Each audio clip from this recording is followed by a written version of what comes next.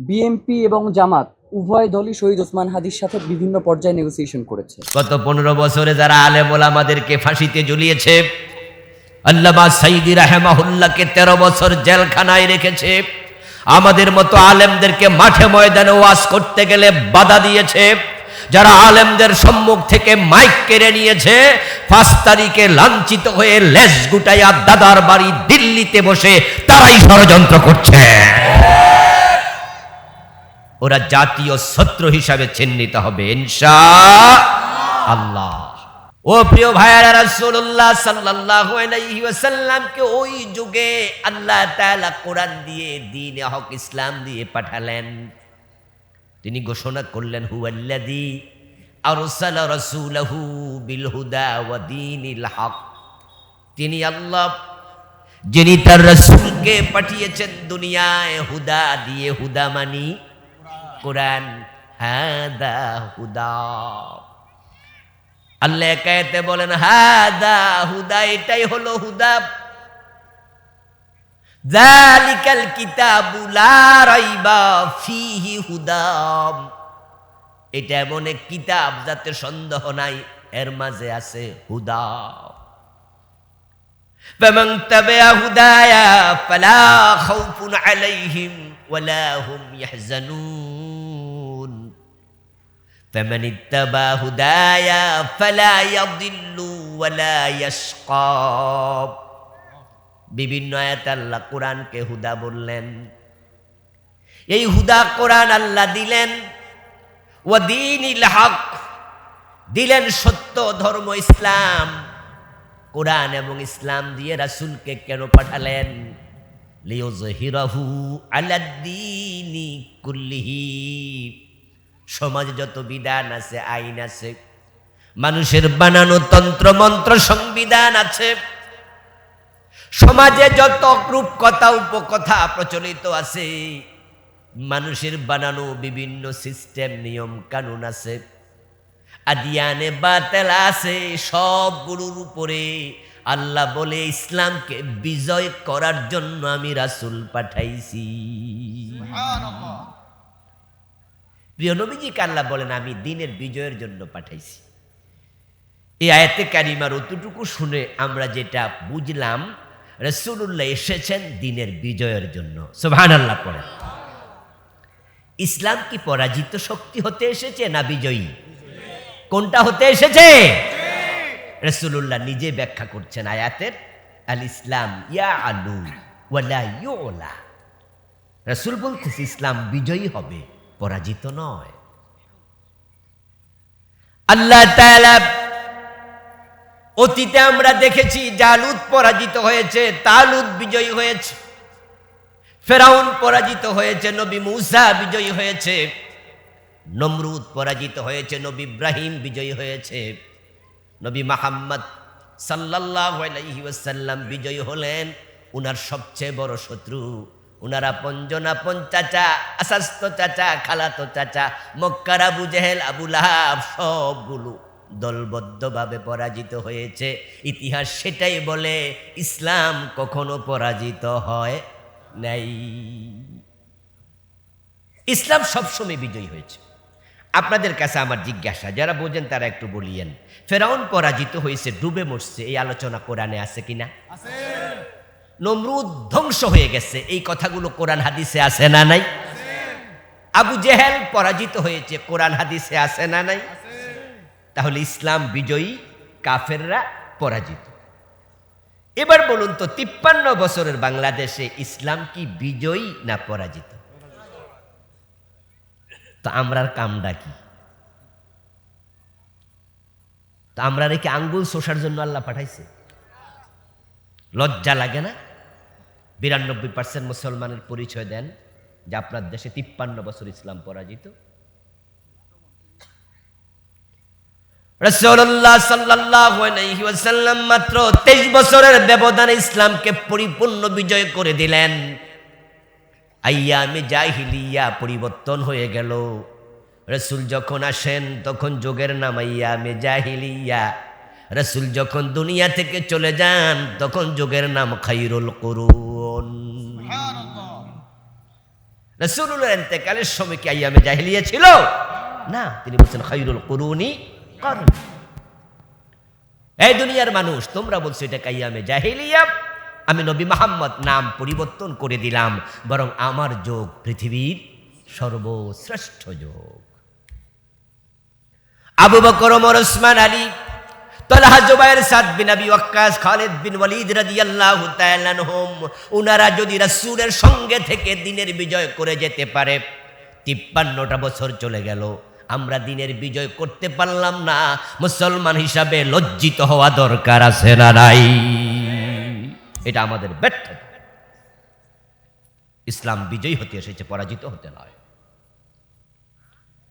এই যে 53 বছর আল্লাহর আইনে সমাজ চলে না, দেশ চলে না, ব্যক্তি চলে না, পরিবার চলে না, সুদ, ঘুষ, রাহাজানি, চিন্তাই, ধর্ষণ, খুন, অপহরণ, হালাল হারামের তোয়াক্কা নাই। মসজিদে আজান হয়, পাশের দোকানে মানুষ বসে বসে বিড়ি টানে, এমন দোকান আসেনি? মসজিদের পাশের দোকান, আজান হলো মসজিদে, কিছু মানুষ মসজিদে গেল, আর কিছু মানুষ বসে বসে বিড়ি টানতেছে। কেউ কেউ আছে নামাজ চলছে পাশের মসজিদে, অথচ মসজিদের পাশের চা দোকানে বসে বসে নাটক, সিনেমাও দেখছে। মসজিদের পাশের চা দোকানে নাটক চলতেছে, কিছু লোক বসে বসে নাটক দেখতেছে। অথচ আল্লাহর কথা তো ছিল আজানের সাথে সাথে ওয়াদারুল বাই, বেচা কেনা বন্ধ। ও দোস্ত, ইসলাম বিজয় হলে সুবিধা কি? নবী মুহাম্মদ আল্লাহ তাআলা ইসলাম বিজয়ের জন্য কেন পাঠালেন? রাসূলের জীবনের মূল লক্ষ্য দিনের বিজয়টা কেন? এর কারণই তো হলো, যখন ইসলাম বিজয় হবে তখন মানুষ আল্লাহর আইন মেনে চলতে বাধ্য থাকবে। আল্লাহর আইন মেনে চলা নফল না ফরজ? কথা বলো, নফল না ফরজ? আচ্ছা, এই মুহূর্তে একটা লোক যদি ল্যাংটা হইয়া এখানে ঢুকে, লুঙ্গিটা খুলে, প্যান্ট খুলে, ল্যাংটা হইয়া যদি এখানে এসে আমাদের এই মাহফিলে ঢুকতে চায়, আপনারা কি ঢুকতে দেবেন? চুপ করে যারা আছেন তারা দিবেন? ঢুকতে দেবেন? বরং আপনারা ওখান থেকে যে দেখবে সে বলবে, যাও, এখান থেকে কমিটির লোকেরা 3-4 জন দৌড় মারবে। আপনারা যারা সামনে আছেন তারাও বলবে, রে পাগল, এখানে আসছো কেন, ধরাও, সরাও, সি লজ্জা। কারণ 17 টাকা নফল না ফরজ? যদি একজন ল্যাংটা লোক হারাম করে, ফরজ তরক করে, তাকে এখানে ঢুকতে না দেন, তাহলে সুদখোর সমাজের নেতা হয় কেমনে? যে ল্যাংটা থাকে সে কবিরা গুনাহ করছে, যে সুদ খায় সে কবিরা গুনাহ করেন। বরং যে কাপড়বিহীন ল্যাংটা, তার গুনাহটা কবিরা গুনাহ, কিন্তু সুদ খাওয়ার মতো জঘন্য নাম। কারণ সুদের মাঝে 73 গুনাহ, সবচেয়ে ছোটটা হলো নিজের মায়ের সাথে জিনা।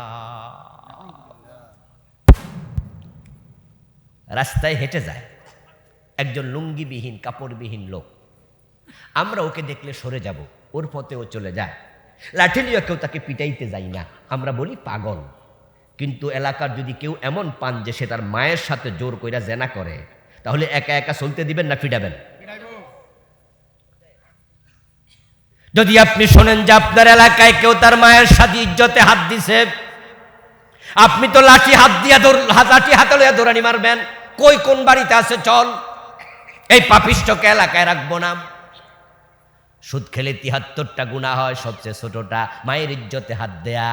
অথচ এই সুদখোর সমাজের এমপি হয়, মন্ত্রী হয়, নেতা হইয়া দেশ চালায়। তোমরা মুসলমান, তাকে প্রতিরোধ করো না, আসলে তোমরা সুবিধাবাদী।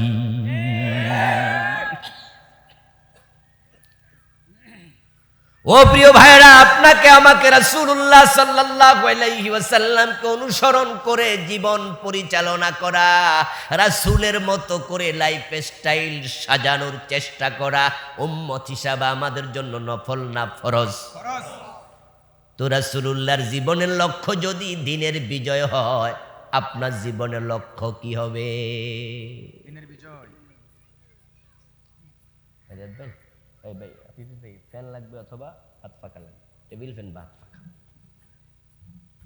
রাসূলুল্লাহ সাল্লাল্লাহু আলাইহি ওয়াসাল্লামের সাথে উম্মতের মিল হওয়া লাগবে 100-তে 100। রাসূল যা বলেছেন উম্মত তাই বলবে, রাসূল যা করেছেন উম্মত তাই করবে, রাসূল যখন করেছেন উম্মত তখন করবে, রাসূল যেভাবে করেছেন উম্মত সেভাবে। নিজের মন মতো বাড়ানো অথবা কমানোর কোনো অধিকার নাই। রাসূলুল্লাহ সাল্লাল্লাহু আলাইহি ওয়াসাল্লাম হলেন আমাদের জন্য মডেল, আইডল, আইকন, উসওয়া, কুদওয়া, নামুজাজ, আদর্শ। তিনি নমুনা, তিনি হলেন আমাদের জন্য ফরমা। ব্রিকফিল্ডে গেলে দেখবেন ইট বানানোর জন্য কর্মচারী যারা আছে তাদের হাতে মালিক পক্ষ থেকে একটা বাক্সা বানাইয়া দেয়, এটাকে ফরমা বলে। আপনি মাটির সাথে পানি মিশাইয়া, তার সাথে বালি মিশাইয়া, খামির বানাইয়া, তারপরে এবার বলে দিলেন তোমরা ইট বানাও। 10 জন কর্মচারী ইট বানায়, কেউ বানাইলো 3 কোনা, কেউ বানাইলো 4 কোনা, কেউ বানাইলো গোল, কেউ বানাইলো সেপ্টা। এক একজন যদি মন মতো বানাইতে থাকে আর এগুলা শুকানোর পরে আগুনে পোড়ানো হয়, ইট হবে না, পোড়া মাটি হবে। আর যখন সবাই কর্তৃপক্ষের দেয়া, ব্রিকফিল্ডের মালিকের দেয়া ফরমার ভিতরে খামির ঢুকাইয়া থাপড়াইয়া সুন্দর করে তারপরে ধাক্কা দিয়া পালাইয়া ইট বানায়, তখন এগুলা দিয়ে বিল্ডিং তৈরি হয়, নগর গড়ে ওঠে। আর যদি উল্টা পাল্টা সবাই বানাইতো, পোড়ামারি জমিনের জন্য পোড়া মাটি আরো ক্ষতি করে, গাছপালাও জন্ম নেবে না। এখন বাংলাদেশের ইসলামটা অনেকটাই ব্যক্তিগত, যে যার মতো করে চলছে। নামাজে আছে, রোজায় আছে, হজে আছে, যাকাতে আছে, আবার সুদেও আছে, ঘোষেও আছে। এমন লোক আছে না নাই? নামাজও পড়ে, সুদও খায়, রোজাও রাখে, ঘোষও খায়, হজ করে, পরের জমি জাল দলিল করে। হুজুর মানুষ, মসজিদের ইমাম, মাদ্রাসার মুহতামিম, উনার একবারে পা থেকে মাথা পর্যন্ত তাকাইলে মনে হবে আল্লাহর জীবন্ত অলি। কিন্তু ওই হুজুরকে যখন বলা হয়, হুজুর আসেন না, বাংলাদেশে আমরা ইসলামী রাষ্ট্র তৈরি করি, একামতে দিনের কাজ করি, আপনি আমাদের দলে আসেন, ওই হুজুর কইয়া দেয় আমি রাজনীতি করি না। এমন হুজুর আছে না নাই?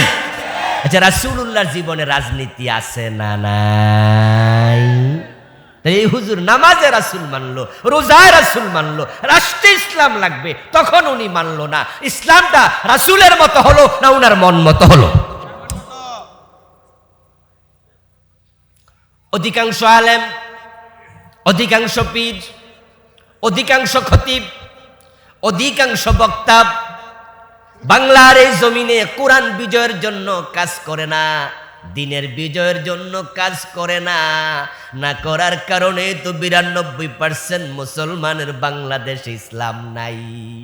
সংসদে নাই ইসলাম, গণভবনে নাই ইসলাম, বঙ্গভবনে নাই, আদালতে নাই, হাইকোর্ট ইসলাম দিয়ে চলে না, সুপ্রিম কোর্ট চলে না, জজ কোর্ট চলে না, অর্থনীতিতে ইসলাম নাই, সমাজনীতিতে নাই, রাজনীতিতে নাই, শিক্ষানীতিতে নাই। ইসলাম কোথায় আছে? মসজিদ আর মাদ্রাসায়। মসজিদ মাদ্রাসাতেও ইসলাম পাওয়া যায় না। এখন মাদ্রাসায় গেলে আমরা গত 15 বছর দেখেছি মাথার উপরে বেড়া বেড়ির ছবি ঝুলানো লাগছে, আর মসজিদ এমন খতিব নিয়োগ দিছে, সভাপতির বাহিরে ওয়াজ করলে ইমামতি থাকে না। হুজুর সালায় মুসল্লি, আর গোশখোর সুদখোর সালায় হুজুর। মানে খতিব সাহেব মুসল্লি চালাইতেছে, আর খতিব সাহেবের এলাকার বাটপার সিটার সভাপতি হইয়া চালাচ্ছে। অধিকাংশ মসজিদের সভাপতি সেক্রেটারি গুলা ইসলাম মানে না। আমি এমন দেখেছি দাড়ি একটাও নাই, বেড়া সভাপতি, বিড়ি টানে হচ্ছে সভাপতি, গাঁজা খায় এমন লোক মসজিদের সভাপতি, সুদী ব্যাংকের চেয়ারম্যান মসজিদের সভাপতি, ঘুষখোর আমলা মসজিদের সভাপতি।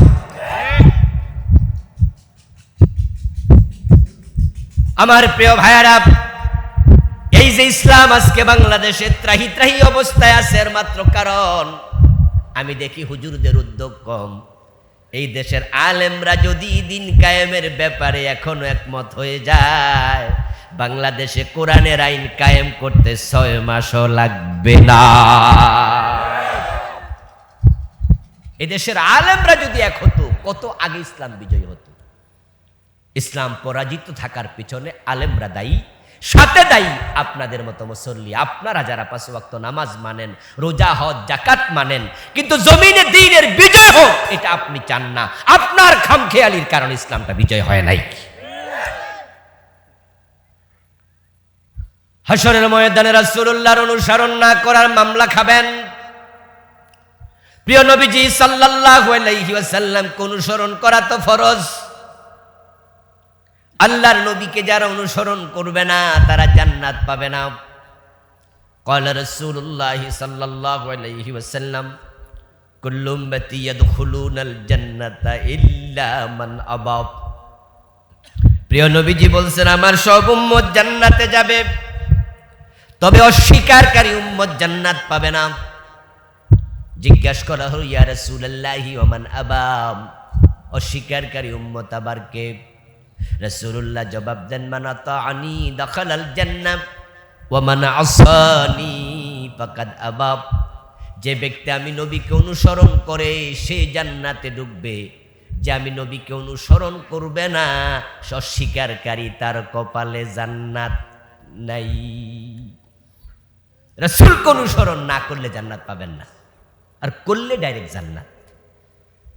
قال رسول الله صلى الله عليه وسلم من أحب سنتي فقد أحبني ومن أحبني كان معي في الجنة। নবী মুহাম্মদ বলেন যে আমার সুন্নাহকে ভালোবাসে সে আমি নবী মুহাম্মদকে ভালোবাসে, আর যে আমার সুন্নাহর আলোকে জীবন সাজায়া আমি নবী মুহাম্মদের ভালোবাসার প্রমাণ দিয়েছে, কানা মাই ফিল জান্নাহ, সে জান্নাতে আমার সাথে ঢুকবে। রাসূলুল্লাহর সাথে জান্নাতে যেতে চান তো? জান্নাতে যেতে চাইলে রাসূলকে ফলো করুন, অনুসরণ করুন। মনে মনে কি ভাবছেন? দাড়ি রাখছি, রোজা রাখছি, নামাজ পড়ি, ডান পা দিয়ে মসজিদে ঢুকি, বাম পা দিয়ে বের হই, ডান হাতে ভাত খাই, তো রাসূল তো মানছি। আমার প্রশ্ন হলো রাসূলকে ফলো করে যদি ডান পা দিয়ে মসজিদে ঢুকা সুন্নাহ হয়, বাম পা দিয়ে বের হওয়া সুন্নাহ হয়, ডান হাতে ভাত খাওয়া সুন্নাহ হয়, মুখে দাড়ি রাখা সুন্নাহ হয়, মাথায় টুপে দেয়া সুন্নাহ হয়, যে নবী 10 বছর কোরআন দিয়ে দেশ চালাইছে ওইটা কি সুন্নাহ না? তো ওই সুন্নাহর ব্যাপারে আপনার খবর কি? এই ব্যাপারে আপনার উদ্যোগ কি? নবীজি মুহাম্মদ সাল্লাল্লাহু আলাইহি ওয়াসাল্লাম মক্কায় 13টা বছর চেষ্টা করলেন ইসলামের বিজয়ের জন্য, কিন্তু তিনি পারলেন না। তারপর আল্লাহর ইশারায় হিজরত করে মদিনায় রওনা দিলেন। হিজরতের পথে প্রিয় নবীজি ভাবতেছে, হায়রে চোর ধরে হাত কাটবো, ডাকাত ধরে শুলে দেব, জেনা করলে 100 বেত লাগাবো, বিবাহিত হলে পাথর মারবো, আল্লাহর আইনে দেশ চালাবো, সমাজ চালাবো, রাষ্ট্র চালাবো, মানুষ আল্লাহর কাছে আত্মসমর্পণ করবে, সবাই আল্লাহর কথা মেনে চলবে। এই পরিবেশটা মক্কায় তো আমি পাইলাম না, কেমনে পাবো? মক্কার সংসদে কোরআন নিয়ে আবু জেহেলরা তো আমাকে ঢুকতেই দিল না। বরং তারা তো আইন বানাইছে মক্কা এলাকায় কোরআন পড়া যাবে না। আমাকে আয়েশা বাড়িতে দমকায়া গেছে, ও মুহাম্মদ তোমার কোরআনের আওয়াজ যেন আমরা না শুনি। তারপর আমি বলেছি না, আমি তোমাদের বাধা উপেক্ষা করব, আমি আমার কাজ চালাবো। আমার চাচা আবু তালেব আমার পাশে এসে দাঁড়াইছে, ভাতিজা তোমার সাথে আমি আছি। তারা আমাকে 3 বছরের জন্য জেলে দিছে, আমার চাচা জেলও আমার সাথে ছিল। নবুয়তের 10ম সনে আমি বের হইয়া আগের মতো কাজ চালাইছি। চাচা আবু তালেব পিছনে দাঁড়ায় গেছে, আমার স্ত্রী খাদিজা রাদিয়াল্লাহু তাআলা আনহা আমার সঙ্গী হয়ে গেছে। তারা বলেছে আমরা আপনার সাথে আছি, কাজ চালান। তারা যখন আমার কোরআন পড়া প্রচার বন্ধ করতে পারলো না, তখন তারা দারুন নাদওয়াতে মিটিং করে সিদ্ধান্ত নিছে, ওয়াকালাল্লাযীনা কাফারু লা তাসমাউ লিহাদাল কোরআন। ও মক্কার লোকেরা, মুহাম্মদ যেখানে কোরআন পড়বে কোরআন শুনতে যাওয়া যাবে না। ওয়াল গাউফি, বরং তারা দ্বিতীয় সিদ্ধান্ত নিছে, মুহাম্মদ যেখানে কোরআন পড়বে ওই পাঠের অনুষ্ঠান, তেলাওয়াতের অনুষ্ঠান, তাফসীরের অনুষ্ঠানে তোমরা পারলে গন্ডগোল লাগাইয়া দিও। এটা ছিল দারুন নাদওয়াত আবু জেহেলদের সিদ্ধান্ত। যেখানে কোরআনের আলোচনা হবে ওয়ালগাউ ফিহি, গন্ডগোল লাগাও। গত 15 বছরে কোরআনের মাহফিলে অনেক গন্ডগোল হয়েছে। এতে বোঝা যায় পতিত স্বৈরাচারের চরিত্রের সাথে আবু জেহেলদের মিল পাওয়া যায়। ওরা এই কামটাই করছে গত 15 বছর। তারা আমাদের দেশের ইসলামকে নির্বাসনে পাঠানোর সিদ্ধান্ত নিয়েছিল। শাহজালালের বাংলা, শাহ মাখদুমের বাংলা, খান জাহান আলীর বাংলায় তারা চেয়েছে ইসলামকে জবাই করে দিতে। এই জন্য আল্লাহ তাদেরকে ছাড় দেন নাই। তাদেরকে আল্লাহ লাঞ্ছিত করে 300 এমপি সহ একসাথে আন্ডা বাচ্চা লইয়া পালাইতে বাধ্য করছে। 2024 সনে আমাদের মাদ্রাসার যেই প্রাইমারি এবং হাই স্কুল লেভেলে দাখিল এবং ইবতেদায়ী লেভেলের মাদ্রাসার পাঠ্যপুস্তকগুলো ছিল, ওই পাঠ্যপুস্তকগুলোর দিকে তাকালে আপনারা আশ্চর্য হবেন। আপনাদের কারো কারো বাড়িতে পাঠ্যপুস্তকগুলো আছে, আজকে গিয়ে দেখবেন ক্লাস 6 7 বইতে মাদ্রাসা উপরে লেখা আছে দাখিল 6ষ্ঠ শ্রেণী, দাখিল 7ম শ্রেণী। ওই মাদ্রাসার বইয়ের উপরে দেখবেন হাফ প্যান্ট পরা মাইয়ার ছবি, মাদ্রাসার বইয়ের মাঝে দোতরা আছে তারার ছবি। মাদ্রাসার বইয়ের ভিতরে ঢুকাইছে তারা মন্দিরের ছবি। এই বইগুলো এখনো আছে। হাওয়া থেকে পাওয়া কথা বলি না, আমিও তো মাদ্রাসায় পড়াই। ও দোস্ত, আপনাদের কাছে আমার জিজ্ঞাসা, মাদ্রাসায় কি দোতারা শেখানো হয়, হারমোনিয়াম শেখানো হয়? এই ছবি কেন ঢুকলো? আমরা মাদ্রাসায় যারা মেয়ে পড়াই, আমরা কি বোরকা ছাড়া মাদ্রাসায় মেয়ে পাঠাই? শিক্ষকরা এলাও করবে তো সেখানে স্কার্ট পরা, হাফ প্যান্ট পরা মেয়ের ছবি কেন? স্কুলে হিন্দু পড়ে, বৌদ্ধ পড়ে, খ্রিস্টান পড়ে, মুসলমান পড়ে, স্কুলের বইতে যদি মন্দিরের ছবি থাকে আমরা বলবো ঠিক আছে, কারণ যেহেতু হিন্দুও পড়ে সেখানে মসজিদের ছবি থাকবে, মুসলমান পড়ে সেখানে পেগোডার ছবি থাকবে, বৌদ্ধ পড়ে সেখানে চার্চের ছবি থাকবে, খ্রিস্টান পড়ে। কিন্তু আওয়াজ দিয়ে বলুন তো, মাদ্রাসায় কোনো হিন্দু পড়ে? কথা বলেন না কেন? মাদ্রাসায় হিন্দু পড়ে? এখানে মন্দির ঢুকলো কেন? এখানে মন্দির ঢুকলো কেন? ওরা ইসলামের সাথে দুশ্মনী শুরু করে দিয়েছিল। ওরা বড় মুনাফিকের আশ্রয় নিয়েছিল, নেফাকের আশ্রয় নিয়েছে। ওরা আব্দুল্লাহ ইবনে উবাইকে পর্যন্ত হার মানাইতে শুরু করেছে। এই দেশে 500-র উপরে মডেল মসজিদ বানাইয়া তারা আপনাদেরকে আমাদেরকে বুঝাইছে আমরা ইসলামের পক্ষে। পাবলিকের কাছে বলে, দেখো আমরা প্রতি থানাতে একটা মসজিদ বানাইছি, আমরা ইসলামের হিতাকাঙ্ক্ষী। আবার বইয়ের মাঝে মন্দির ঢুকাইয়া ইন্ডিয়ার দাদা বাবুদেরকে বুঝায় মাদ্রাসার মাঝে মন্দির ঢুকাইয়া দিছি। এই বইগুলো সবগুলো ইন্ডিয়া ছাপাইছে, জানেন আপনারা? আমাদের সব বই ইন্ডিয়া থেকে ছাপাই আনছে। ওরা মাদ্রাসার ভিতরে মন্দির ঢুকাইয়া ওদেরকে বুঝাইছে, দেখেন আমরা আপনাদের এই সনাতনী ধর্ম এটা মাদ্রাসায়ও সাপ্লাই দিতেছি। আস্তাগফিরুল্লাহ। হযরত শাহজালাল রাহমাতুল্লাহি আলাইহি ওনার সঙ্গীদেরকে সাথে নিয়ে অনেক প্রাণের বিনিময়ে, রক্তের বিনিময়ে দেশে ইসলাম প্রতিষ্ঠিত করেছেন। শাহ মাখদুম খান জাহান আলী, এ পুরপুরার পীর সাহেব, জনপুরের পীর সাহেব, সরসিনার পীর সাহেব, ধামতির পীর সাহেব। এই দেশে সাহাবী আসে নাই, তাবী আসে নাই। এই দেশে নবী রাসূল আসে নাই। এই দেশে হুজুরেরা, আলেমেরা কত কষ্ট করে ইসলামকে এস্টাবলিশ করেছে। আর এই লোকগুলো 15টা বছর ইসলামকে জবাই করার জন্য চেষ্টা করেছে। তারা বড় বড় আলেমদেরকে দর্শনকারী বানায়া মামলার আসামি বানাইছে। আল্লামা সাইদিকে খুনি, দর্শনকারী, যুদ্ধপরাধী সাজাইয়া 13টা বছর জেলখানায় রাখছে। আল্লামা সাইদির হাতে কয়েক হাজার কাফের মুসলমান হয়েছিল। এই 13 বছর তাফসীরের ময়দানে থাকলে আরো কয়েক হাজার কাফের মুসলমান হতো।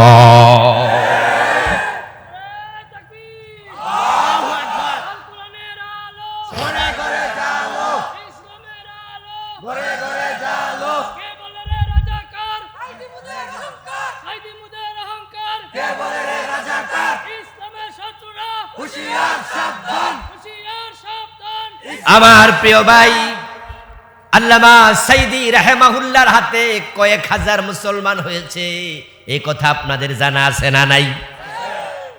যেই যুগে উনার তাফসির মাহফিলে কাফের মুসলমান হতো এসে, ওই যুগে ইউটিউব চ্যানেল ছিল, ফেসবুক ছিল।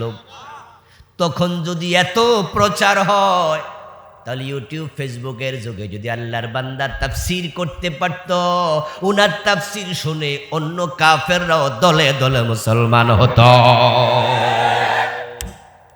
এই জালেমগুলো 13টা বছর উনাকে আটকায় রাখছে।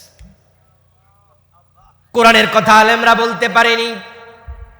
আল্লাহ তাআলা জমিনের দিকে তাকায় দেখে আমার শাহজালালের বাংলা কি শুরু হলো, এটা হতে পারে না। এই জন্য অগাস্টের যে বিপ্লব হলো, আমি তো বলি এই বিপ্লব কেউ করে নাই, বাংলাদেশের কোনো দল করে নাই। এই বিপ্লব সরাসরি আরশে আজিমের মালিক আল্লাহ করেছে। যে ছাত্ররা বিপ্লবের পিছনে আছে, ওরা আসলে সরকার পরিবর্তন তো চাই নাই, ওরা চাইছিল কোটা সংস্কার। আচ্ছা, ওদের আন্দোলনটা কি সরকার পরিবর্তন ছিল? ওরা কি রাজনৈতিক দল নাকি? ওরা বলছে আমাদের কোটা সংস্কার। আচ্ছা, সরকার যদি ওরা কোটা সংস্কার যখন চাইছিল, তখন যদি বলতো যে ঠিক আছে আমরা তোমাদের প্রস্তাব মেনে নিলাম, তাহলে কি আন্দোলন হইতো? আর জায়গায় থেমে যেত, জায়গায় থেমে যেত। কিন্তু আল্লাহ তাআলা চাইছেন যে না, তাদেরকে আর ছাড় দেয়া যাবে না। উঠছিল ঘামাসি, এবার ঘামাসি চুলকাইছে, হয়ে গেছে ফোড়া, পরে ফোড়া থেকে হয়ে গেছে ক্যান্সার, কয়দিন পরে রোগী শেষ। কিন্তু রুগী বোঝেও নাই গামাসি থেকে রুগী মরে, ঠিক না? এবার যা শুরু হয়েছিল এটা তো কোনো আন্দোলনই না। পোলাপান কইছে কোঠা, আর প্রধানমন্ত্রী বলতো ওকে দিলাম, শেষ। কিন্তু উনি না কইয়া কয় রাজাকারের বাচ্চা লাগছে নি প্যাস, ঠিক না? ঠিক না? প্যাসটা উনি নিজে লাগাই দিল। হনুমানের লেজ থেকে আগুন লাগে নাকি পুরা লঙ্কা পুরা শেষ। এগুলা হিন্দুরা কয় আর কি, আমরা বিশ্বাস করি না। তবে হনুমানের লেজ থেকে আগুন তো লাগতেই পারে। এই জন্যই তো রাতের বেলা ঘুমাইলে আগুন লাগানো সুন্নাহ না নিবানো সুন্নাহ? নিবাইয়া শো। রাসূল বলছে বাতি নিবাও, সুরুজা, বাতি নিবাও। কারণ এমনও তো হতে পারে তুমি ঘুমে আর একটা টিকটিকি, একটা তেলাপোকা, একটা ইঁদুর দৌড় মারবে, বাতিটা কাইট হইয়া আগুন। হনুমানের লেজ থেকে আগুন লেগে লঙ্কা পুড়ে যাবে, গামাসি থেকে ক্যান্সার হয়ে রুগী মরে যাবে, এটা কিন্তু তারা বোঝে নাই। আচ্ছা, রাজাকার বলে গালি দিল তো দিল, যখন পোলাপান আন্দোলন শুরু করে দিল, সরি বলল কিন্তু থেমে যেত, ঠিক না? যদি শুধু একবার কইতো এই পোলাপান তোমরা আমার নাতি তুললো, আমার পোলাপানের বত বয়স, যাক আমি কইয়ে লাইছি, যা কইয়ে লাইছি, তোমরা রাজাকার না, যাও সরি, ঝামেলা শেষ। কিন্তু এটা না কইয়া পুলিশ রে কয় গুলি মার। ও, হুজুরদেরকে গুলি দিয়া অভ্যাস খারাপ হয়ে গেছে, ঠিক না? ওই শাপলা সতর দিয়া টের পাইছো না তো, ঠেলা কারে কয়, হুজুররা সব পলায়া গেছে। পোলাপানকে এরকম হুজুর মনে করিও না, ওরা দেখাই দিছে ঠেলা কারে কয়। আল্লাহু আকবার। আমি আশ্চর্য হয়েছি যে গুলি দেয় পোলাপান রাস্তায় আরো বেশি নাম, কি আশ্চর্য রে। এইভাবে বুক ফাইটা কয় মাইরা লাও আবু সাইদ, ঠিক না? মারো, গুলি মারো, গুলি মারো, কি হাজি। আচ্ছা, আবু সাইদের দিল মাইরা গুলি। এই গুলি দেখে তো বন্ধুরা সব পলাইয়া বাড়ি যাইয়া একবার বাড়ির মাসাঙ্গে উঠতে যাওয়ার কথা, কিন্তু না, 5 বছরের বাচ্চা সে রাস্তায় নেমে গেছে। বাংলাদেশে আমরা মহিলাদের ব্যাপারে একটা শব্দ বলি যে অবলা নারী, এরকম একটা শব্দ বাংলাদেশে আছে না? যদি এই কথাটার সাথে আমি একমত না, নারীদেরকে অবলা বলা ঠিক নয়। তারা কম কথা বলে এই হিসাবে বলে আর কি, কারণ ইসলাম প্রচারে নারীদের ভূমিকা আছে না নাই? যুদ্ধের মাঠে রাসূলের সাথে মহিলা সাহাবী মহিলা গেছে, এমন হাদিসও আছে না নাই? আচ্ছা, বাংলাদেশে বলে অবলা নারী, কিন্তু 5ই আগস্টের যে বিপ্লব হলো, এখানে মহিলারা রাস্তায় নামে নাই? আমি আশ্চর্য হয়েছি দেখে। এক বোন বলতেছে আর পিছানোর সুযোগ নাই, সামনে যেতে হবে, কারণ পিছনে পুলিশ, সামনে স্বাধীনতা। ওরে বাবা, একটা কথার ওজন কয়েক টন। আরেক মহিলা বলতেছে কয়জন মারবা? একজন মারবো, 10 জন আসবো, 10 জন মারবা। ওরে বাবারে, কয় কি 100 জন আসবো।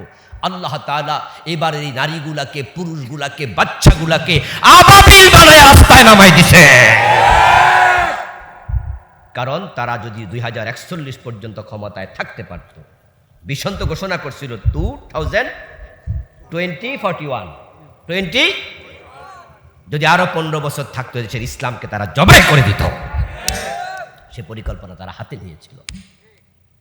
আলহামদুলিল্লাহ, বলতেছিলাম এই দেশে দিন বিজয় না হওয়ার পিছনে আলেম ওলামাদের হীনমন্যতা আছে, উদ্যোগের অভাব আছে। এটা আত্মসমালোচনার জন্য বলছি, কারণ আজকের মাহফিলও শত শত হাজার হাজার আলেম আছেন। আমরা আলেমরা যদি এবার একটু এক হয়ে যেতে পারি যে আমরা এবার বাংলাদেশে দিন কায়েম করে ছাড়বো, আমরা ডক্টর কামাল মিয়ার লেখা সংবিধান আর দরকার নাই, কোরআনটাকে সংবিধান বানাবো। আলেমরা এক হয়ে গেলে জালেমরা লেজ তুলে পালিয়ে যাবে।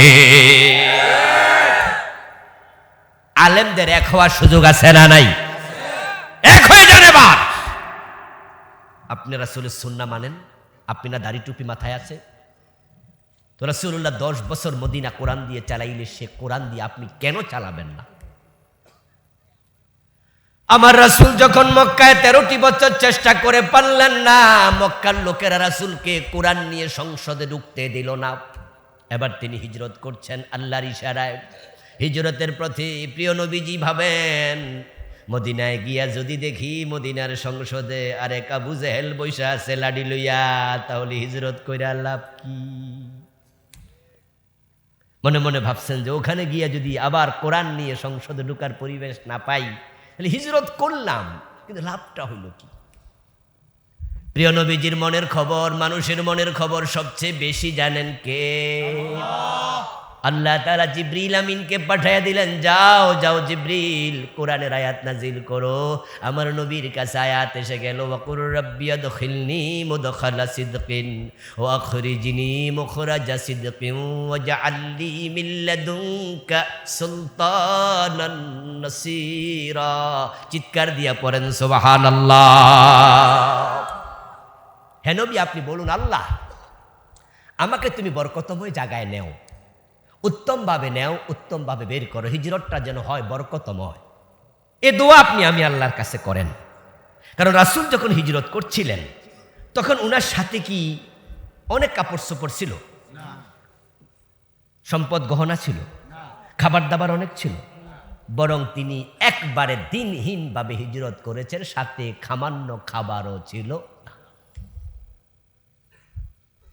বরং আবু বকর সিদ্দিক রাদিয়াল্লাহু তাআলা আনহুর মেয়ে হযরত আসমা রাদিয়াল্লাহু তাআলা আনহা রাসূলুল্লাহর কাছে আবু বকর সহ যখন তারা গুহার মাঝে আছেন, তখন খাবার পাঠানোর জন্য 2টা পোটলা বানালেন। এখন 2 পোটলার মুখ বাঁধার জন্য রশি পাচ্ছিলেন না খুঁজে।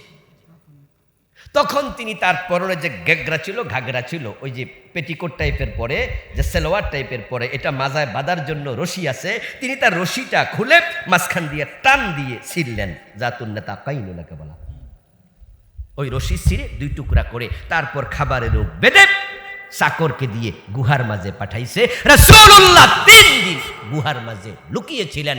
তারপর একজনের সহযোগিতা রাসূল মদিনার দিকে হিজরত করলেন। কিন্তু গিয়ে থাকবেন কোথায়? আগ থেকে কি হোটেল বুকিং দেয়া ছিল? না। কোথায় থাকবেন জানেন না, কি খাবেন রাসূল জানেন না, কার বাড়িতে উঠবেন রাসূল জানেন না, থাকার জন্য ঘর নাই, খাওয়ার জন্য খাবার নাই, কাপড় চেঞ্জ করে পরবে, অতিরিক্ত কোনো কাপড়ও সাথে নাই।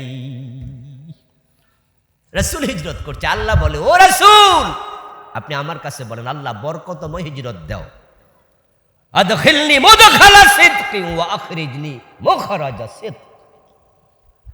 উত্তম হিজরত, সত্যের বিজয়ের হিজরত দাও, বরকতময় হিজরত দাও। এ দোয়া আপনি করেন। আরেকটা দোয়া আমি আল্লাহ আপনাকে শিখাচ্ছি, সে দোয়াটা আমার কাছে করেন, ওয়াজআলনি মিন লাদুনকা সুলতানান নাসীরা। আল্লাহ, তুমি আমাকে মদিনায় যাওয়ার পর রাষ্ট্র শক্তি দিয়ে সাহায্য করো, আমাকে রাষ্ট্র ক্ষমতা দাও। আশ্চর্য এক দোয়া, এমন এক ব্যক্তি দোয়া করছে যে ব্যক্তি থাকার জন্য কোনো ঘরই নাই, আর সে বলে কিনা রাষ্ট্র ক্ষমতা আমার। আপনাদের কাছে আমি প্রশ্ন রাখতে চাই, পথের কাঙ্গালকে ধরে দেশের প্রেসিডেন্ট বানানোর ক্ষমতা আল্লাহর আছে কিনা? পৃথিবীতে জাতীয় ইতিহাস আছে না নাই? নবী মুহাম্মদ তো জেলখানার কয়েদি না, উনি তো মুক্ত মানুষ, হিজরত করছে। কিন্তু নবী ইউসুফ তো রাষ্ট্রপ্রধান হওয়ার আগে জেলখানার কয়েদি ছিল, ঠিক কি না? আল্লাহ তো কয়েদিকে মিশরের প্রেসিডেন্ট বানাই। আল্লাহ এগুলো পারে, এই জন্য দোয়া শিখাচ্ছে, আপনি দোয়া করেন। ডক্টর মোহাম্মদ ইউনুস যে বাংলাদেশের প্রধান উপদেষ্টা, মানে প্রধানমন্ত্রী, কারণ যারা উপদেষ্টা আছে প্রত্যেকে মন্ত্রীর পাওয়ার, আর যিনি প্রধান উপদেষ্টা তিনি হলেন প্রধানমন্ত্রীর পাওয়ার।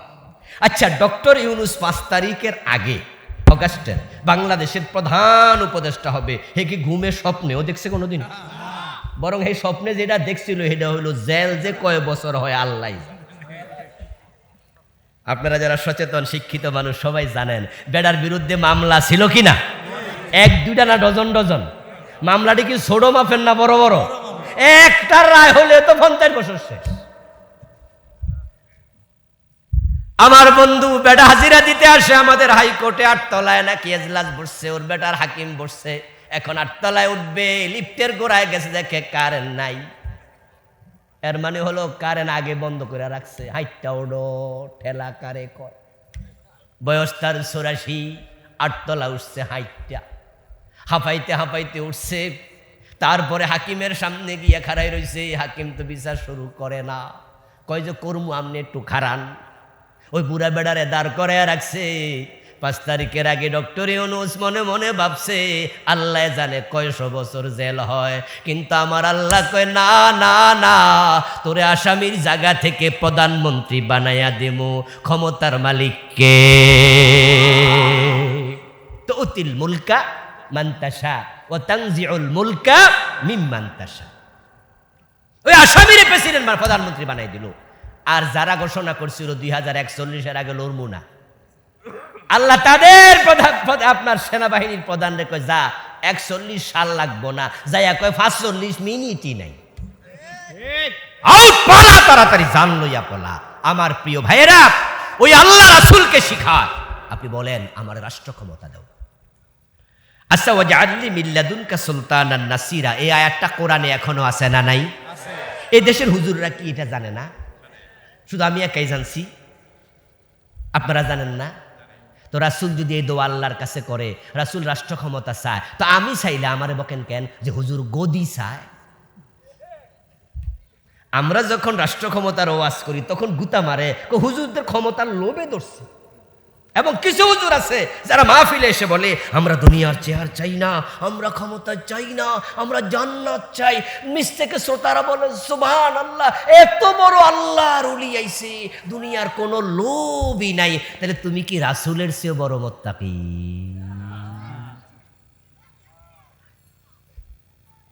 রাসূল আল্লাহর কাছে দোয়া করে আল্লাহ আমারে ক্ষমতা দাও, আর তুমি কইতেছো আমি ক্ষমতা চাই না। তুমি কোন জাতের মুত্তাকি হইছো? বরং দুনিয়ায় যারা ইসলামী রাজনীতির পক্ষে কথা বলে না, একামতে দ্বীনের কাজ করে না, সবগুলা সুবিধাবাদী মুনাফিক। এগুলো দুদিল, চরম মুনাফিক। এগুলোর অন্তর বড় জঘন্য অন্তরওয়ালা। ওরা অন্তরের মালিক আল্লাহ। সিমটম দেখে বলি, আমি যদি কসমও করি আমার কসম ভাঙবে না, কারণ আমি তাদেরকে চিনি।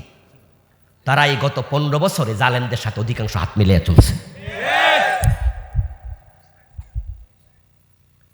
আমরা যারা একামতে দ্বীনের পক্ষে ছিলাম, আমাদের মাহফিল বন্ধ হয়েছে। এই যে আপনাদের এখানেও আসতে পারি নাই, এ কটিয়া দিয়ে আসতে পারি নাই, এ পাকুন দিয়ে আসতে পারি নাই, এ কাপাসিয়া গত 12 বছর আসতে পারি নাই, নিজের বাড়ি 14 গ্রামে গত 1 যুগ মাহফিল করতে পারি নাই, এ শিবপুরে আসতে পারি নাই, এ রায়পুরে আসতে পারি নাই। আরে তামাম বাংলাদেশ যদি বন্ধ হয়ে যেত, একামতে দ্বীনের কথা বন্ধ করতাম না, জেলে ঢুকাইয়া দিলে জেলখানার কয়েদিদের কাছে বলতাম, সেখানে গিয়েও থামতাম না। লক্ষ্য দ্বীনের বিজয়। উম্মত হিসাবে আমার জীবনের লক্ষ্য কি হবে? দ্বীনের বিজয়। যেই পর্যন্ত না বাংলার জমিনে দ্বীনের বিজয় না হবে, ওই পর্যন্ত চুপ করে থাকার কোনো সুযোগ নাই। ইমাম সামনে দাঁড়িয়েছে, ভুল করেছে, মুক্তাদি হিসাবে দায়িত্ব, ইমামকে সাবধান করে লোকমা দিতে হবে।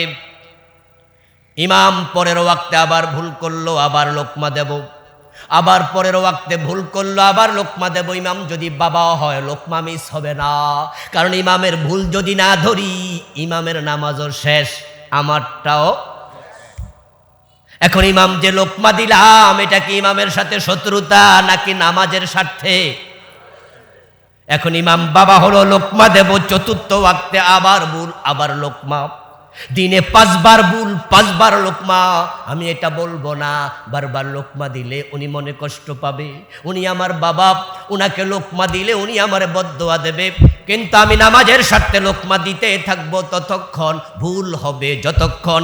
দেশে যারাই ক্ষমতা আসবে, দিন কায়েমের শক্তি যদি তারা না হয়, দিন কায়েম না হওয়া পর্যন্ত আমাদের কথাও চলতে থাকবে, কেউ থামাতে পারবে না।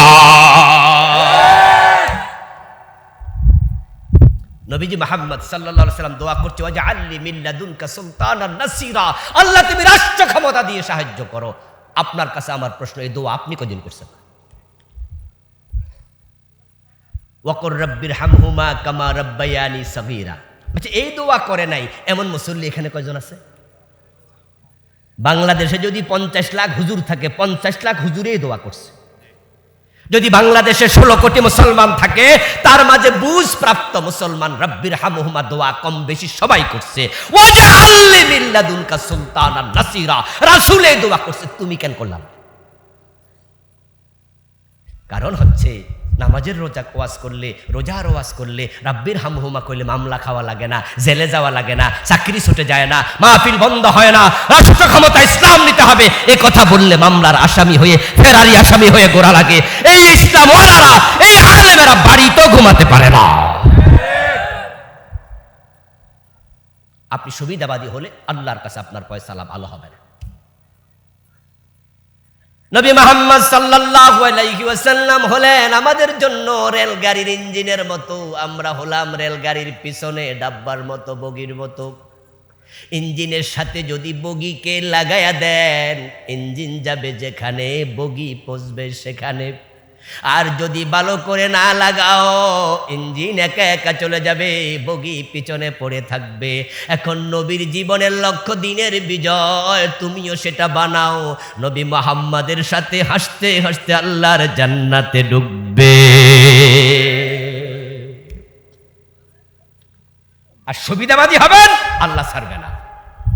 92% মুসলমানের দেশে কোরআনের আইন কেন চলবে না রে ভাই? কেন চলবে না? ডক্টর কামাল মিয়া যখন সংবিধান লিখে 72-এ যখন সংবিধান প্রণয়ন হয়, তিনি চাইলে কি চোর ধরে হাত কাটার আইনটা ঢুকাইতে পারতো না? সুযোগ ছিল কিনা বলেন তো, সুযোগ ছিল কিনা? 71-এ দেশ স্বাধীন হয়ে গেল, 72 তো দেশ আমাদের, আমরা তো 90% 92% মুসলমান। উনি চোর ধরে হাত কাটো এই আইন কেন ঢুকাইল না? আচ্ছা ঢুকাইল না। 72-এর পর থেকে আজ পর্যন্ত সংবিধান পরিবর্তন হয়েছে 17 বার। এই 17 বার যারা পরিবর্তন করেছে, তারা কি পারত না চোর ধরে হাত কাটো এই আইন ঢুকাইতে? তারাও ঢুকাইল না। কারণ শুধু একটা, এই দেশে যারা ভোটজুয়া রাজনীতি করে, যারা কোরআনের বাইরের রাজনীতি করে, সবগুলার অন্তরে চুরির চিন্তা আছে। 2-1 ছাড়া, অল্প কিছু ছাড়া। এবং ওরা দেশের জন্য রাজনীতি করে না, ওরা পেটের জন্য করে। যার কারণে কয়দিন আগে আপনারা শুনেছেন যে আমাদের নেত্রী নিজেই বলেছে, উনার বাড়ির ফিয়ন কত কোটি টাকার মালিক? 400 কোটি। আমি তো বলি, যদি ফিয়ন 400 কোটি টাকার মালিক হয়, বাড়িওয়ালা কত কোটি টাকার মালিক? অভাব নাই, দেশটাকে শেষ করে দিয়েছে ওরা। এসালম কোম্পানি, এসালম গ্রুপ ইসলামী ব্যাংকের 17টা না 18টা শাখা থেকে টাকা লুটপাট করে বিদেশে পাচার করেছে 80,000 কোটি। আপনাদের কাছে প্রশ্ন রাখতে চাই, 80,000 কোটি টাকার মাঝে রিক্সাওয়ালার অ্যাকাউন্ট আছে না নাই? ভিক্ষা করে টাকা জমাইছে, নিজের মেয়ে বিয়ে দেবে, ইসলামী ব্যাংকে একটা অ্যাকাউন্ট করলাম, ডিপোজিট করলাম, মাসে 500 টাকা জমা দিলাম, এমন ভিক্ষুকের অ্যাকাউন্টও আছে না নাই? সব টাকা তারা চুরি করে নিয়ে গেল। আমার দোস্ত, আমরা তো সেটাই বন্ধ করতে চাই। কোরআন যখন ক্ষমতায় আসবে, ইসলাম যখন বিজয়ী হয়ে যাবে, চুরি থাকবে না, ডাকাতি থাকবে না। চিন্তায় থাকবে না, রাহাজানি থাকবে না, নামাজের জন্য আর ওয়াজ করা লাগবে না। আজান হবে, দোকান বন্ধ হয়ে যাবে, সবাই নামাজে চলে যাবে। বছর একবার ধনীরা জাকাত দিতে বাধ্য হবে, ধনীদের জাকাত গরিবের মাঝে বন্টন করা হবে, তখন দারিদ্রতা বিমোচিত হয়ে যাবে। আমরা সবাই যে যার মতো করে শান্তিতে ঘরের দরজা খুলে ঘুমাবো, চুরি হবে না। ও আমার বন্ধু, হযরত ওমরের যুগে আমরা দেখেছি অর্ধ দুনিয়ার সম্রাট ওমর গাছতলায় ঘুমায়, বডিগার্ডের প্রয়োজন আর নাই। ইসলাম শব্দের অর্থই তো শান্তি। এখন বাংলাদেশে ইসলাম আছে কিন্তু শান্তি নাই। স্বামীর হাত থেকে বউ কাইরা নিয়া সিলেটের এমসি কলেজে 8 জনে উপর্য পরিদর্শন করেছে। আমাদের নোয়াখালীতে মা মেয়েকে একসাথে দর্শন করেছে। কোথায় নিরাপত্তা, কোথায় শান্তি? অথচ আমরা 92% মুসলমান। কেন এমনটা হবে? ইসলাম যেখানে থাকে সেখানে তো শান্তি আসার কথা। দুনিয়ার শান্তির স্বার্থে, আখিরাতে জান্নাত পাওয়ার স্বার্থে, আল্লাহর কোরআনকে বিজয় করার জন্য আজ থেকে একমত হওয়ার জন্য আপনারা রাজি আছেন না নাই? রাজি আছেন? আচ্ছা, আমরা রাজি হলে কালকে ইসলাম কায়েম হয়ে যাবে? এত সোজা? এত সোজা নয়। গত 15টি বছর ধরে জীবনের ঝুঁকি নিয়ে কোরআন কায়েমের কথাগুলোই তো বলেছি। কুছ পরোয়া নাই, 3 বার অ্যারেস্ট আমাকেও করেছে, কিচ্ছু আসা যায় না। 10 বার করো। ও দোস্ত, এমন আল্লাহর বান্দা বাংলাদেশে ছিল যার বিরুদ্ধে মামলার সংখ্যা 100টারও বেশি। সুস্থ মানুষ ধৈর্য নিয়া পিটাইয়া রিমান্ডের নামে 2 পা লুজ করে ফেলছে। 7 দিন পরে 5 দিন পরে যখন আদালতে তুলছে তখন হাঁটার বলার নাই। পুলিশের ঘাড়ে ভোট দিয়া 2 পা খোরাইয়া খোরাইয়া তারপরে আদালতে উঠেছে। 100-র বেশি মামলা, কিন্তু 3, 4, 5 বছর জেল খাইটা বের হয়েছে যেদিন, আবার আল্লাহর বান্দা একামতে দিনের কর্মসূচিতে মিছিলে যোগ দিয়ে দিচ্ছে। কি আশ্চর্য মানুষ! এই লোকগুলো কথা বলেছে, আমরা কথা বলছি, কিন্তু দিন তো কায়েম হলো না। বলে লাভ কি? অনেকে বলেন মনে মনে অথবা প্রকাশ্যেও বলো, হুজুর আমরা তো ইসলামের পক্ষে আছি, কিন্তু আপনারা ভোট দিয়া লাভ কি? ফাঁস তো করবেন না, ভোট পচাইয়া লাভটা কি? দিমু দিমু আর একটু আগায়ালন। এমন কথা বলার লোক আছে না? যে হুজুর না, ইসলাম যে দরকার, আপনার ওয়াজ কিন্তু খারাপ না। রাসূলের যুগে ইসলাম ছিল, আবু বকর ওমরের যুগেও ছিল, এগুলা তো আমরা জানি, এ কথা তো ফালাইন না। তো আপনিও আসেন, কয় না হুজুর একটু আগাই আনেন, আর একটু আগা। আচ্ছা দোস্ত, এই যে আমরা আগাইলে আপনি আসবেন, কিন্তু আগানোর আগে আজরাইল আইলে কি করবেন?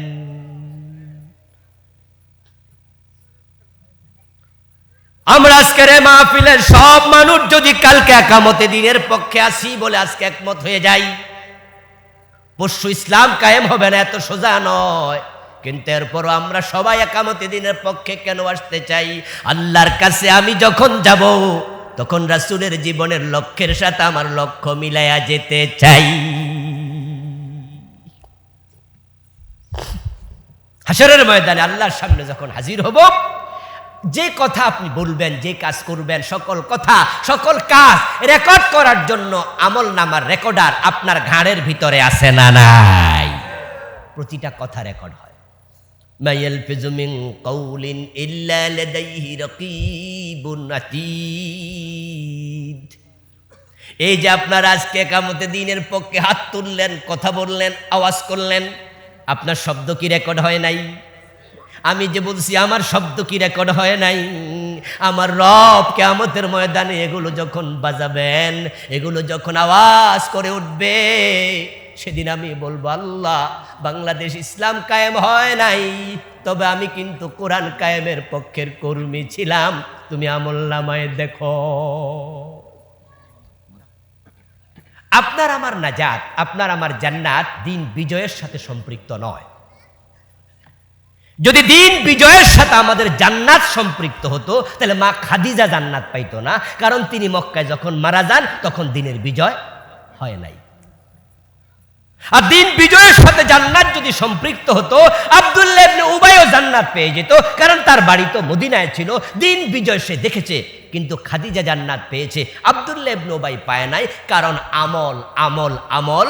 দিন বিজয় হয়নি মক্কা, কিন্তু খাদিজা দিন বিজয়ের পক্ষের লোক। দিন বিজয় হয়েছে মদিনায়, আব্দুল্লাহ ইবনে উবাই দিন বিজয়ের বিপক্ষের লোক। যার যার আমল তার তার কবর। বাংলার এই জমিনটাকে আমরা আল্লাহর দিন বিজয়ী দেখতে চাই। আল্লাহ তাআলা বলছে ওয়ালাউ কারিহাল মুশরিকুন, আমি দিন বিজয়ের জন্য নবী পাঠাইছি, তবে যারা মুশরিক তারা দিন বিজয় পছন্দ করবে না। ওয়ালাউ কারিহাল মুশরিকুন, দিন বিজয় মুশরিকদের কাছে পছন্দ না। আজকের এই মাহফিলে দিন বিজয়ের ওয়াজ শুনে এমন কেউ যদি শ্রোতা থাকেন যে আপনার ওয়াজটা ভালো লাগে নাই, তাহলে আপনার কলবের মাঝেও শিরিক ঢুকে গেছে। যারা মুশরিক তারা দিন বিজয়ের ভালো লাগে না, দিন বিজয়ের কথা পছন্দ করে না। যাদের অন্তরে দিন বিজয়ের কথা শুনলে ভালো লাগে না, আপনি মুশরিক। আমার প্রিয় ভাই, আমি একটি বিষয় যদি প্রশ্ন করি, আশা করছি সবাই একমতই হবেন। আচ্ছা, আপনারা সুদের পক্ষে, ঘুষের পক্ষে কেউ কি আছেন? থাকলে একটু হাত তোলা দেন তো। নাই, থাকার কথা না। আচ্ছা, এই যে 52 বছর 53 বছর বাংলাদেশের বয়স, সুদের বিরুদ্ধে হুজুররা ওয়াজ করে নাই? সুদ বন্ধ হয়েছে? ঘুষ বন্ধ হয়েছে? আচ্ছা, সিনেমার বিরুদ্ধে হুজুররা ওয়াজ করে নাই? সিনেমা বন্ধ হয়েছে? আচ্ছা, পর্দা করার জন্য আলেম ওলামারা ওয়াজ করে নাই? পর্দা কায়েম হয়েছে?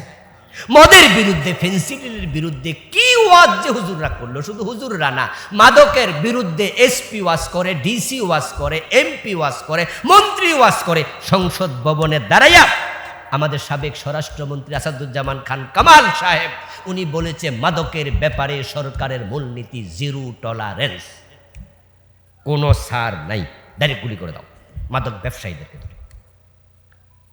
ছাড় নাই অতটুকু বলেছে, গুলির কথা গোপনে গোপনে কইছে। এটা তো আর প্রকাশ্যে বলা যাবে না, আইনের ব্যাপার। এই জন্য আমরা দেখেছি জিরো টলারেন্স নীতি ঘোষণা করার পর থেকে রাস্তাঘাটে মাদক ব্যবসায়ী পাওয়া গেছে সপ্তাহখানেকের মতো। 1 ডজনের উপরে বড় বড় মাদক ব্যবসায়ী মরে পড়ে আছে। আমাদের কক্সবাজার অঞ্চলে একজন বড় ইয়াবা ব্যবসায়ী আছে, তার নাম ছিল বদি। পত্রিকায় দেখলাম যে যখন বিভিন্ন জায়গায় মাদক ব্যবসায়ী গুলি খাইয়া রাস্তায় পড়ে আছে, তখন ইয়াবা বদি ওমরা হজ পালনে সৌদি আরব গেছে। পত্রিকার হেডলাইন, আমাদের বদি সাহেব ওমরা পালন করছেন সৌদি আরবের ছবি। অর্থাৎ উনি যখন দেখলেন চারদিকে গুলি খাচ্ছে, র্যাব গুলি করতেছে, মনে মনে ভাবছেন নিঃসন্দেহে র্যাব নিজ উদ্যোগে এটা করে না, অবশ্যই সরকারের ইশারা আছে, তাহলে আমিও তো এই কাম করি। র্যাবের মাঝেও তো আল্লাহরে ভয় করে এমন 2-4 জন আছে, চান্স পাইলে কোন জায়গায় মেরা দেয়, এর সে বালা ওমরায় চলে যায়। আচ্ছা, উনি ওমরায় চলে গেলেন এবং পরবর্তীতে গোয়েন্দা বিভাগের রিপোর্ট, এই ইয়াবা বদির বিরুদ্ধে সরকার তাকে পরবর্তীতে নমিনেশন দেয় নাই। ওর এলাকা আমি মাহফিল করেছি একাধিকবার, ওকে নমিনেশন দেয় নাই, কিন্তু আমি গিয়ে শুনি নমিনেশন দিছে ওর বউরে। হায় হায় হায়, যে বাটফার কারে! রাষ্ট্র যারা চালাইছে গত 15 বছর, কত বড় ধোকাবাজ দেখেন। হেরে নমিনেশন না দিয়ে কারে দিছে? হের বউরে দিছে। আরে আজিব তো! ওখানকার ফলাফান স্লোগান বানাইছে, লাউয়ের বদলে কদু, বদির বদলে বধু।